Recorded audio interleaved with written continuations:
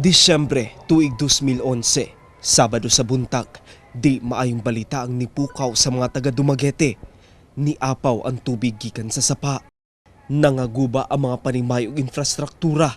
Daghang kinabuhi ang nakalas. Kining tanan, epekto sa bagyong Sendong.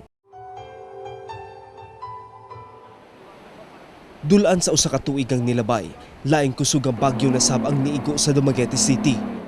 Si Bagyong Pablo.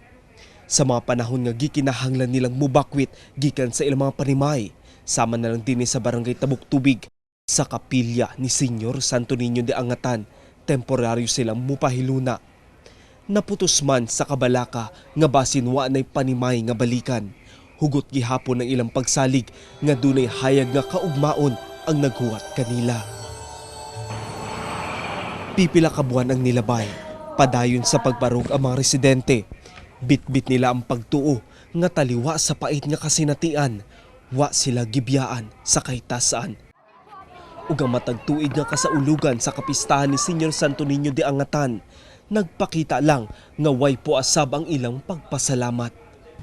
Ug ang ilang halad ang padayong pagpakabuhi bisan sa mga katalagmang na sinati.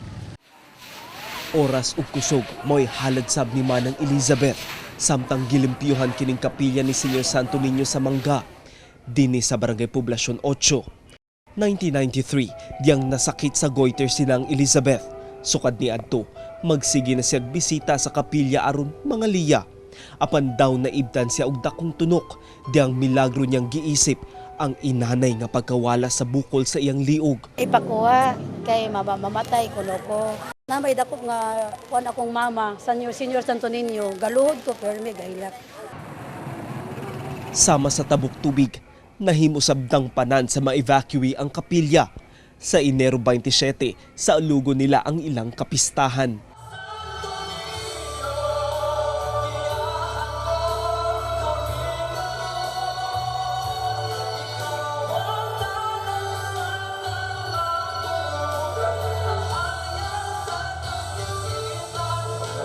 Isip ko sa kabata na nitubo sa pamilya dito sa Nazareth.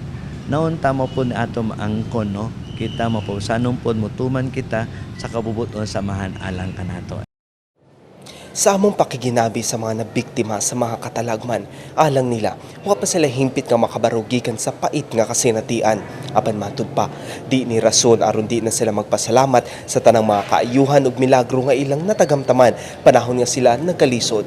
Busa karong panahon sa kapistahan sa balaang bata, si Senyor Santo Niño, wa may mga sadya nga kalihukan. Dungan gihapon silang musyagit ug Viva Pit Senyor. Ako si Joris Calipon, Pit Senyor kapamilya.